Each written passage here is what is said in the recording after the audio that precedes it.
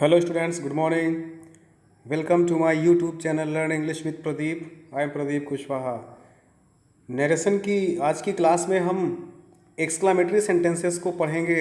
Exclamatory sentence क्या होते हैं, इनकी पहचान कैसे होती है, और एक्सक्लामेटरी सेंटेंसेस को डायरेक्ट से इनडायरेक्ट चेंज कैसे करते हैं, इनके कौन कौन से नियम हैं। नियम के साथ साथ एग्जाम्पल और प्रैक्टिस सेट्स का भी हम लोग अध्ययन करेंगे। तो आइए आज की क्लास शुरू करते हैं। एक्सक्लामेटरी सेंटेंसेस, जिसे जिसे हिंदी में विस्मयबोधक वाक्य भी कहते हैं, अर्थात आश्चर्यजनक वाक्य, आश्चर्यबोधक वाक्य या विस्मयादिबोधक वाक्य भी कहते हैं।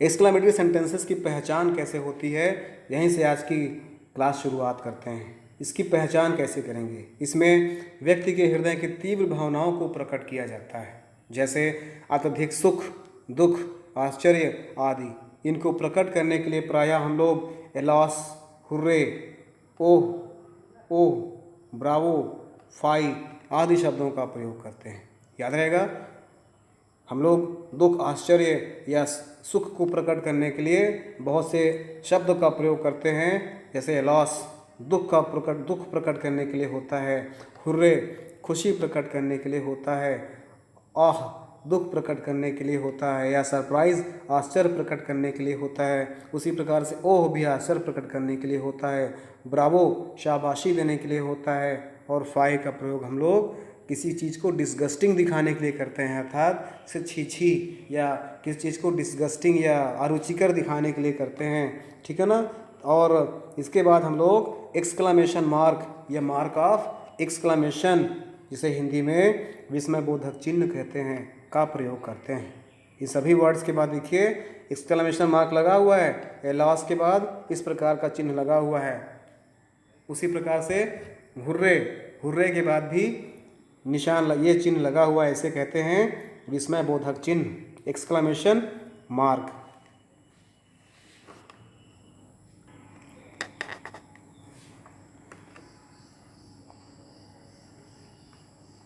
कभी कभी ऐसे वाक्यों जैसे हाउ या व्हाट शब्दों से भी प्रारंभ होते हैं, किंतु इसके पश्चात एडजेक्टिव या फिर कोई नाउन और सब्जेक्ट और फिर इसके बाद वर्ब का प्रयोग किया गया होता है, तथा वाक्य के अंत में एक्सक्लामेशन मार्क का प्रयोग किया गया होता है। याद रहेगा ना, जैसे हाउ ब्यूटीफुल शी इज़, इसे what a strange things that is. इस प्रकार से हाउ या व्हाट का भी प्रयोग हम लोग करते हैं एक्सक्लामेटरी सेंटेंसेस में, अपने भाव को स्पष्ट करने के लिए या आश्चर्यजनक भावों को दर्शाने के लिए। अत्यधिक दुखी होने पर, अत्यधिक सुखी होने पर, आश्चर्य होने पर, शाबाशी देने पर या डिस्गस्टिंग जैसे मैटर पर भी हम लोग एक्सक्लामेटरी सेंटेंसेस का प्रयोग करते हैं या एक्सक्लामेटरी वर्ड्स का प्रयोग करते हैं। चलिए हम लोग जानते हैं एक्सक्लामेटरी सेंटेंसेस को डायरेक्ट से इनडायरेक्ट कैसे चेंज करते हैं। इसका पहला नियम है, ऐसे वाक्यों में अर्थ के अनुसार सेड या सेड टू के स्थान पर एक्सक्लेम विथ जॉय, अर्थात प्रसन्नता के लिए जॉय, जॉय मीन्स खुशी या प्रसन्नता, तो सेड या सेड टू के स्थान पर एक्सक्लेम विथ जॉय का प्रयोग प्रसन्नता के लिए, या दुख के लिए सॉरो, एक्सक्लेम विथ सॉरो, या एक्सक्लेम विथ वंडर, या एक्सक्लेम विथ अप्रूवल, या एक्सक्लेम विथ कंटेम्प्ट जैसे शब्दों का प्रयोग करते हैं। याद रहेगा ना, भाव के अनुसार, अगर खुशी का भाव है तो एक्सक्लेम विथ जॉय, अगर दुख का भाव है तो एक्सक्लेम्ड विथ, यहाँ पर जॉय के स्थान पर सॉरो का प्रयोग करेंगे, क्या हो जाएगा एक्सक्लेम्ड विथ सॉरो। या आश्चर्य की बात हो रही है तब पर भी एक्सक्लेम विथ वंडर का प्रयोग करेंगे, और अनुमोदन की बात हो रही है तब पर भी एक्सक्लेम विथ अप्रूवल का प्रयोग करेंगे, या कहीं पर घृणा या डिस्गस्टिंग वाली बात हो रही है तब पर भी एक्सक्लेम विथ कंटेम्प्ट का प्रयोग करते हैं। और जो आए हुए एक्सक्लामेटरी वर्ड्स होते हैं जैसे एलॉस, हुर्रे, ओह आदि शब्दों को हटा देते हैं और उसके स्थान पर कंजंक्शन दैट का प्रयोग करते हैं।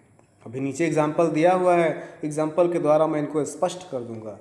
दूसरा नियम कहता है, यदि वाक्य हाउ या व्हाट से प्रारंभ हो रहा है तब सेड या सेड टू के स्थान पर अधिकतर एक्सक्लेम्ड से काम चलाया जाता है। याद रहेगा ना, अगर हाउ या व्हाट से सेंटेंस की शुरुआत होती है तब यह सेड या सेड टू के स्थान पर प्रायः केवल एक्सक्लेम्ड से काम चला लिया जाता है, अथवा अर्थ के अनुसार आप वंडर या exclaim with wonder, exclaim with Joy, exclaim with sorrow आदि शब्द भी अपने भाव से रिपोर्टेड स्पीच के भाव के अनुसार लगा सकते हैं। और कंजंक्शन दैट के बाद सब्जेक्ट, वर्ब और फिर वेरी या ग्रेट, फिर एडजेक्टिव तथा नाउन का प्रयोग करते हैं। ठीक है ना। और वाक्य के प्रारंभ में आए हुए वाट या हाउ को हटा दिया जाता है। एग्जाम्पल के द्वारा समझते हैं इसको।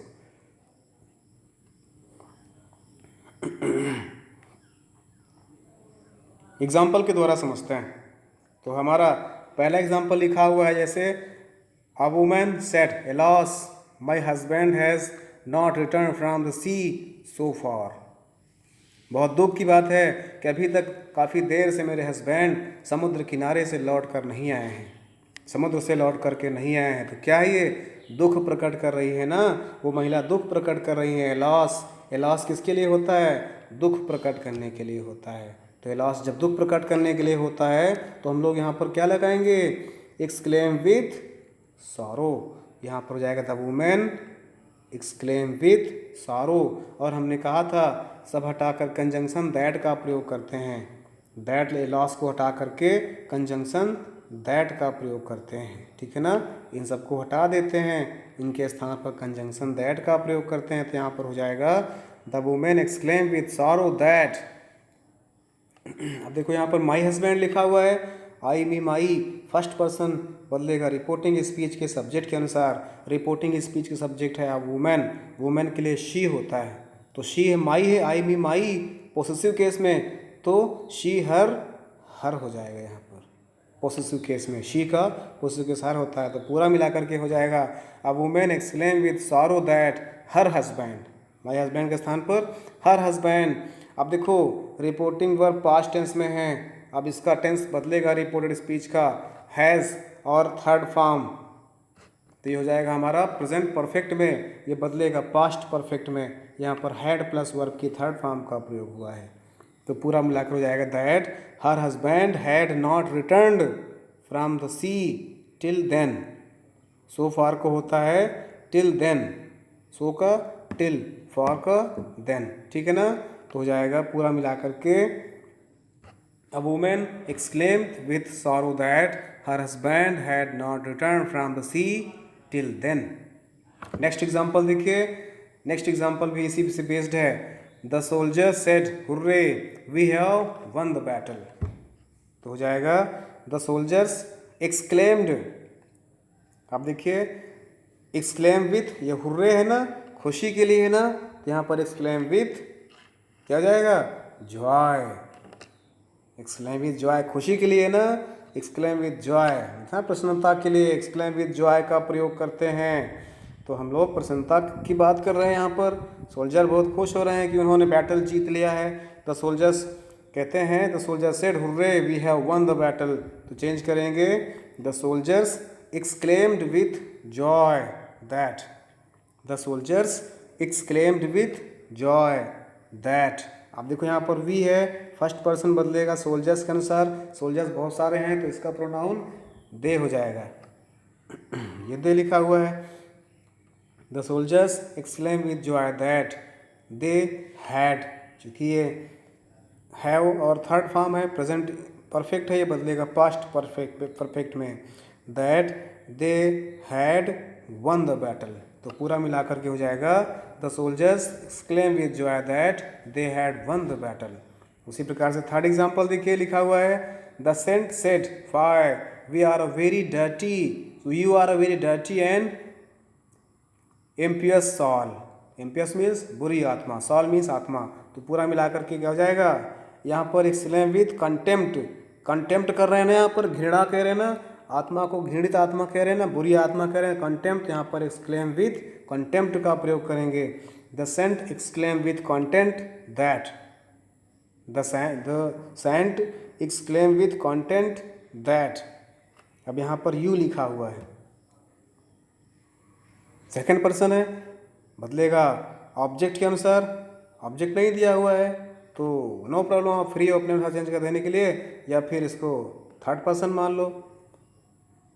तो पूरा मिलाकर हो जाएगा the saint exclaim with content that he was, past tense है, इज एम और वाज वर्ब में चेंज हो जाएगा, he was a very dirty and impious soul. तो पूरा मिलाकर क्या हो जाएगा, the saint exclaim with contempt that he was a very dirty and impious soul. Next number देखते हैं, एग्जाम्पल 4 कहता है the teacher said to the boy what a foolish boy you are.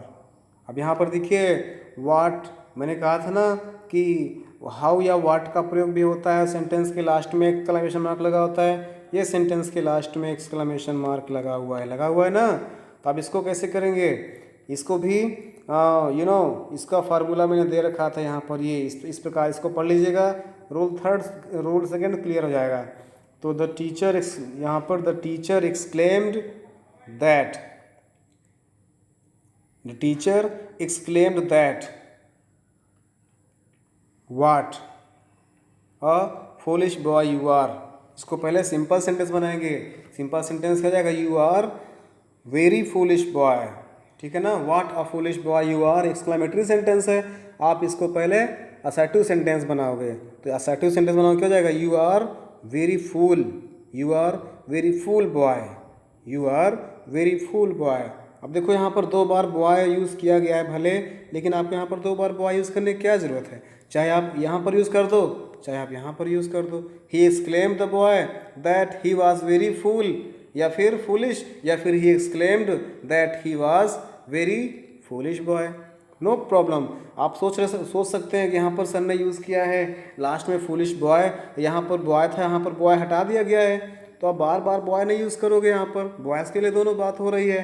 तो ही exclaimed, the teacher exclaimed that he was very foolish boy. नहीं समझ आ रहा ना, what a foolish boy को चेंज करोगे तो हो जाएगा ही वॉज वेरी फूलिश बॉय, ये आपका सिंपल सेंटेंस जाएगा, ठीक है ना। इसके आधार पर आपको चेंज करना है, यहाँ पर प्रेजेंट टेंस में है तो he is a foolish boy कर देंगे, तो उसी को जब हम लोग चेंज करेंगे तो हो जाएगा ही was a very foolish boy. क्या हो जाएगा, देखो ना, कंजंक्शन दैट के बाद सब्जेक्ट, फिर वर्ब, फिर वेरी या ग्रेट, फिर एडजेक्टिव या नाउन का प्रयोग कर देते हैं। ये वेरी या ग्रेट के बाद एडजेक्टिव या नाउन का प्रयोग कर देते हैं। तो इसी प्रकार किया गया, the teacher exclaimed that he was very foolish boy, ठीक है ना। चलिए आगे बढ़ते हैं, ये एग्जाम्पल्स आप लोगों के लिए हैं, सॉल्व एग्जाम्पल्स हैं, इसको भी आप सेल्फ से समझ सकते हैं, या मैं आपको कुछ सेंटेंसेस को समझा देता हूँ। जैसे पहला एग्जाम्पल लिखा हुआ, he said alas I am ruined, A loss exclaim with sorrow, क्या लगेगा, एक्सक्लेम विथ सॉरो। यहाँ पर देखिए ए लॉस, यहाँ पर भी एक्सक्लेम विथ सॉरो, यहाँ पर हुर्रे, हुर्रे का प्रयोग किया गया है तो एक्सक्लेम विथ जॉय। यहाँ पर देखिए लॉस तो एक्सक्लेम विथ सॉरो। समझते हैं अब इसको, देखिए पहला लिखा हुआ he said alas I am ruined, तो he exclaim with sorrow that he was ruined। यहाँ पर ही क्यों आया, आई है, बदलेगा फर्स्ट सब्जेक्ट के अनुसार, सब्जेक्ट ही है, ही हो गया। क्योंकि आई एम ruined ये सिंपल प्रेजेंट टेंस है तो पास्ट में जाएगा तो ही वाज ruined हो जाएगा, तो पूरा मिलाकर हो गया he exclaimed with sorrow that he was ruined। उसी प्रकार से नेक्स्ट एग्जांपल देखिए, the boy said alas my cat is dead, इसको चेंज करेंगे तो हो जाएगा the boy exclaim with sorrow that his cat was ruined। कैसे हुआ, द बॉय ये लॉस है ना, यहाँ पर भी exclaim with sorrow that, the boy exclaim with sorrow that, इतना की प्रॉब्लम नहीं है ना। अब देखो माई कैट लिखा हुआ है, माई, आई मी माई, है ना, हमने पढ़ा था आपको प्रोनाउन संबंधी चेंजेस में, आई मी माई, पॉसेसिव केस, आई फर्स्ट पर्सन बदलेगा सब्जेक्ट के अनुसार, बॉय के लिए ही होता है, ही हिम हिज, यहाँ पे हिज हो गया, तो पूरा मिलाकर के हो जाएगा the boy exclaim with sorrow that his cat. अब simple present tense simple past में तो वाज जाएगा, तो हो गया ये the boy exclaim with sorrow that his cat was dead. Third example देखिएगा, they said hurrah we hurray we have won the match, यहाँ पर खुशी वाली बात हो रही है, हुर्रे के लिए मैंने क्या कहा था, एक्सक्लेम विथ जॉय लगाते हैं, they exclaim with joy that, we first person they, यहाँ पर दे हो गया। ये हैड वन लिखा हुआ है, हैड वन अर्थात हैव और हैज़ हैव और वर्ब की थर्ड फॉर्म किस में होता है, हैज़ या हैव प्लस वर्ब की थर्ड फॉर्म प्रेजेंट परफेक्ट में होता है। ये बदलेगा पास्ट परफेक्ट क्योंकि वर्ब पास्ट टेंस में है। रिपोर्टिंग वर्ब तो जाएगा ही they exclaim with joy that they had won the match. उसी प्रकार एग्जाम्पल नंबर 4 भी लिखा हुआ है। उसी प्रकार बहुत से एग्जाम्पल्स आपके सामने लिखे हुए हैं। इन एग्जाम्पल्स को आप देखिए और प्रैक्टिस करिए। आप इसको स्क्रीनशॉट ले लीजिए, अपनी फेयर कॉपी में नोट डाउन भी कर सकते हैं अगर आप प्रैक्टिस कर सकते हैं तो। ये 11 एग्जाम्पल्स इस पेज में लिखे हुए हैं, स्क्रीनशॉट ले लीजिए इसका भी।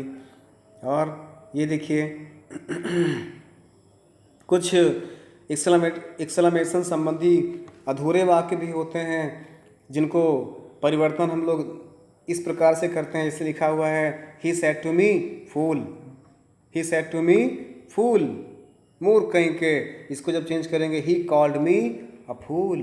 घबराना नहीं अगर सेंटेंस ऐसा ही लिखा हुआ मिल जाए ही सेड टू मी और इसके बाद फूल, तो इसको आप चेंज करिए इनडायरेक्ट स्पीच में तो आप घबरा जाओ। No need to be excited और to be sorrow to be unhappy, आप इजीली चेंज कर सकते हैं। ये नियम लिखा हुआ है ही कॉल्ड मी अ फूल। जैसे लिखा हुआ है he told me fool lawyer, तो इसको आप चेंज करोगे he called me a fool and liar. ये लिखा हुआ है he said thank you, he thanked me, he said to us welcome, he welcomed us. Clear है ना? तो ऐसे सेंटेंस भी आपको मिल सकते हैं, इनको भी बहुत गौर से देखिएगा, मोस्ट इंपॉर्टेंट समझने की चीज़ें हैं। जैसे ही से Ram said curse this thing, तो जाएगा Ram curse that thing. Curse में श्राप देना। He said happy Diwali, he wished me a happy Diwali. He said congratulation, he congratulated me. ये बहुत देखने में चीनी लग रहे हैं, छोटे लग रहे हैं, but they are very extraordinary sentences जो अक्सर कंपटीशन लेवल पे आ जाते हैं और हम लोग अपने पुराने पुराने रूल्स के लिए बैठे रहते हैं और अक्सर हम लोग इसमें गलती कर बैठते हैं और घबरा जाते हैं कि how can I solve this problem because I have never listen, I have never solve, I have never practice this type of sentence direct into indirect narration. तो today I will definitely sweep out of all your confusion and you will set a good concept to translate and to convert it direct into indirect narration। तो आगे बढ़ते हैं। इसे लिखा हुआ है he said to me good night या good morning, तो he wished me good morning या good night। ठीक है ना? जैसे और आगे लिखे हुए हैं इनको समझ लीजिए।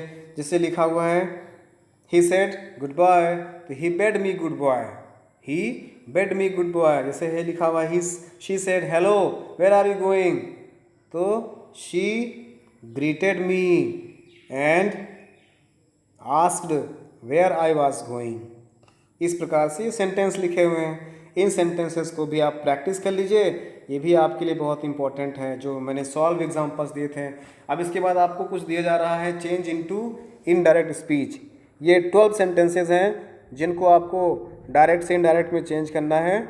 और आई थिंक आपको जो वीडियो देखा है आपने स्टार्टिंग से, उस वीडियोस में जो आपको रूल्स बताए गए हैं चेंज करने के, उन्हीं रूल्स को आप फॉलो करेंगे और आप इजीली इनको डायरेक्ट से इनडायरेक्ट में चेंज कर सकते हैं। तो गाइज़ वीडियो को पूरा देखने के लिए बहुत बहुत धन्यवाद। Thanks for watching the video. Thank you. जय हिंद।